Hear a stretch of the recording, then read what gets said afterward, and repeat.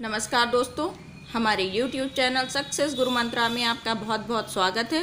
दोस्तों, आज के वीडियो में हम बात करेंगे भट्ट लोल्लट के उत्पत्तिवाद की और उसको समझेंगे। दोस्तों, जिसने भी इसके पहले वाला मेरा वीडियो ना देखा हो, जिसमें मैंने रस सूत्र की, भरत मुनि के रस सूत्र की व्याख्या की थी, इसको देखने से पहले एक बार उसको ज़रूर देख ले, ताकि आपको ये वीडियो अच्छे से ये वाला समझ आ सके। उसके अलावा एक और बात मैं आपसे कहना चाहूँगी कि ये काव्य शास्त्र वाली सीरीज़ में उतने अच्छे ना व्यूज़ मिल रहे हैं ना कमेंट मिल रहे हैं। अगर आपको ये ना समझ आ रहे हो और अच्छे ना लग रहे हो तो प्लीज़ मुझे बताइएगा, मैं इनको बंद कर दूँगी और इसकी जगह जो प्रश्नोत्तर श्रृंखला चल रही है और तथ्यात्मक श्रृंखला चल रही है, तथ्यात्मक ज्ञान पर आधारित जो वीडियो चल रहा है, मैं उसको ही कंटिन्यू करूँगी। और जिसने भी अभी मेरा भरत मुनि वाला नहीं देखा, एक बार उसे देख के फिर इसको समझेंगे तो आसानी से समझ आएगा।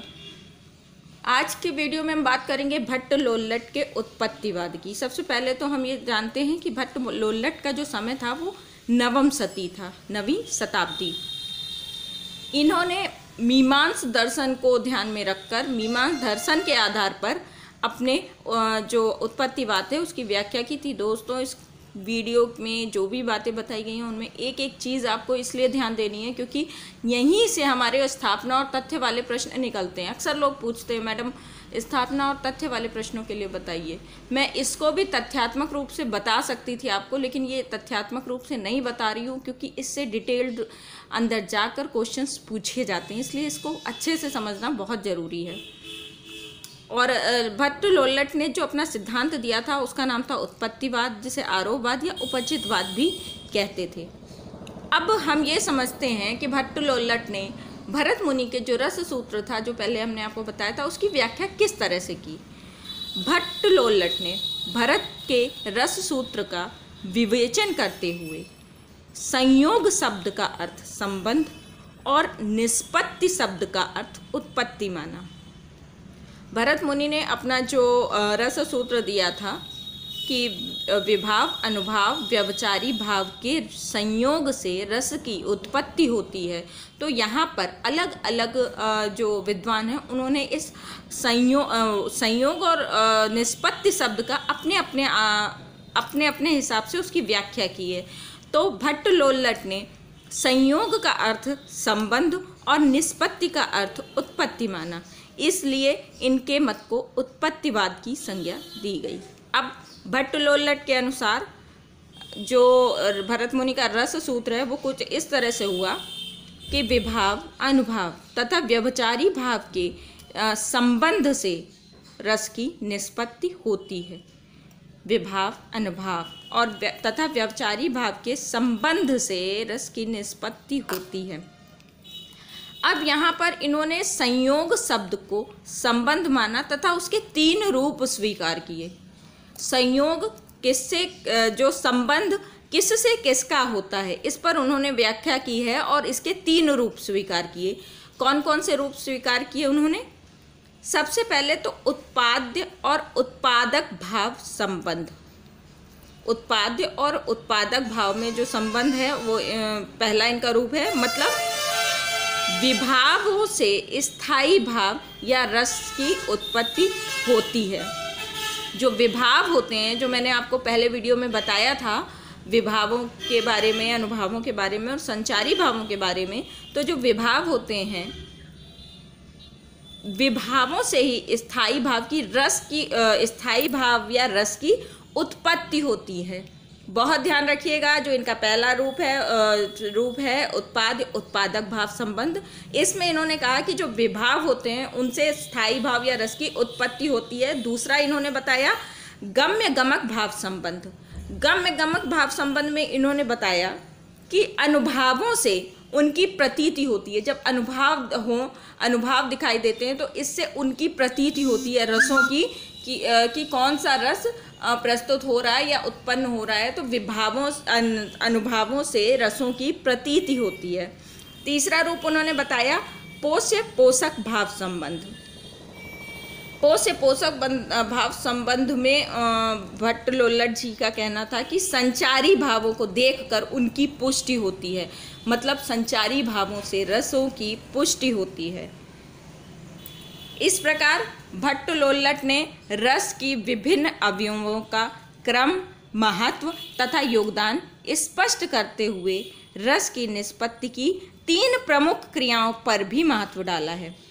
उनके हिसाब से जो रस उत्पत्ति की जो 3 प्रमुख क्रियाएं क्या हैं, वो क्या हैं? सबसे पहले रस की उत्पत्ति, सबसे पहले रस जागृत होता है। स्थायी भाव जब जागृत होते हैं तो रस की उत्पत्ति होती है, फिर उसकी प्रतीति होती है और प्रतीति के बाद उसकी पुष्टि होती है। ये 3 प्रक्रियाएं उन्होंने बताई। अब ये जानने वाली बात है कि भट्ट लोल्लट रस की स्थिति के बारे में क्या कहते हैं। तो भट्ट लोल्लट का मानना है, भट्ट लोल्लट के अनुसार रस की स्थिति मूल ऐतिहासिक पात्रों में ही संभव है। मूल ऐतिहासिक पात्र जैसे दुष्यंत और शकुंतला का नाटक हो रहा है, तो भट्ट लोल्लट के अनुसार जो ऐतिहासिक पात्र दुष्यंत या शकुंतला हैं, उन्हीं में रस की स्थिति संभव है। अभिनेता तो मात्र उसकी अनुकृति प्रस्तुत करते हैं, अभिनेता तो मात्र उनका जो है उनकी नकल करते हैं, उनकी अनुकृति प्रस्तुत करते हैं। अर्थात शकुंतला नाटक में वास्तविक प्रणयानुभूति को ऐतिहासिक पात्र दुष्यंत और शकुंतला को हुई। उनके हिसाब से जो रस की अनुभूति है वो ऐतिहासिक पात्र दुष्यंत या शकुंतला को हुई थी, और जो पात्र होते हैं जो उनका अभिनय करते हैं वो मात्र उसका अनुकरण कर रहे होते हैं, जबकि जो वास्तविक रसानुभूति होती है वो मूल पात्रों को होती है। नाटक के पात्र उस वास्तविक प्रेम का अनुभव नहीं करते हैं, वरन उसका अभिनय मात्र करते हैं। दोस्तों बहुत ध्यान से सुनिएगा, क्योंकि इसी से बहुत बार प्रश्न पूछे जाते हैं। स्थापना और तर्क में कई सेंटेंस दिए रहते हैं, वो इन्हीं चीज़ों के दिए रहते हैं, ध्यान दीजिएगा। अब यहाँ पर भट्ट लोल्लट जी ने एक नियम दिया है, तद्रुपतानुसंधान से प्रतीति। रस की प्रतीति कैसे होती है, इसके लिए इन्होंने तद्रूपता अनुसंधान के बारे में बताया है। इसका मतलब है अर्थात अभिनेताओं में मूल पात्रों के अनुरूप गतिविधियां देखकर भावों का उत्पन्न होना। मतलब जब जो सहृदय लोग हैं वो अभिनेताओं में मूल पात्रों के अनुरूप गतिविधियां देखते हैं तो उनके अंदर भावों की उत्पत्ति होती है। अर्थात यह जानने के बाद भी कि नाटक में वास्तविक दुष्यंत या शकुंतला नहीं है, मात्र अभिनेता मात्र हैं, दर्शकों में भाव की प्रतीति नायक नायिका यानी दुष्यंत शकुंतला के अनुरूप गतिविधियां देखकर होती है। भट्ट लोल्लट रस की स्थिति अनुकार यानी मूल पात्र में मानते हैं। दर्शक अभिनेताओं पर मूल पात्र का आरोप कर लेता है, इसी कारण इस सिद्धांत को आरोपवाद भी कहा जाता है। भट्ट लोल्लट रस की स्थिति अनुकार्य यानी मूल पात्र में मानते हैं और दर्शक अभिनेता होते हैं जो इनका अभिनय कर रहे होते हैं, उनमें मूल पात्रों का आरोप कर लेता है, इस कारण इसे आरोपवाद कहा जाता है। भट्ट लोल्लट के अनुसार संचारी भाव संस्कार रूप में स्थायी भाव के साथ ही रहते हैं। संचारी भाव वो जो अचानक से प्रकट होकर विलुप्त हो जाते हैं, भट्ट लोल्लट के अनुसार वो संस्कार रूप में स्थायी भावों के साथ ही रहते हैं। स्थायी भाव अनुद्भूत रूप हैं, वहीं संचारी भाव उसके उद्भूत रूप हैं, उसके उद्भूत रूप के घोतक हैं। जब स्थायी भाव उद्भूत अर्थात जागृत होते हैं तो वो विभिन्न परिस्थितियों के अनुसार नाना रूपों में व्यक्त होते हैं। भट्ट लोल्लट जी का कहना है कि जो स्थायी भाव होते हैं वो उसके जागृत रूप नहीं होते हैं, वो कहीं स्थायी सुषुप्तावस्था में होते हैं, और जब यही रूप स्थायी भाव जागृत होते हैं तो ये अलग अलग रूपों में हमारे सामने आते हैं। भट्ट लोल्लट ने कला में वस्तु सिद्धांत की स्थापना की है, ध्यान रखिएगा। भट्ट लोल्लट ने कला में वस्तु सिद्धांत की स्थापना की है। अब नागेंद्र के अनुसार भट्ट लोल्लट का दृष्टिकोण वस्तुपरक था। भट्ट लोल्लट भी सुहृदय की दृष्टि से रस को आस्वाद न मानकर आस्वाद्य ही मानते हैं। ये कहना था भट्ट लोल्लट के सिद्धांत के बारे में नगेंद्र जी का। वहीं कृष्णदेव झारी कहते हैं, कृष्णदेव झारी ने लोल्लट के रस सिद्धांत की अस्तित्व परक अर्थात स्थिति परक निर्मित मूलक व्याख्या की है।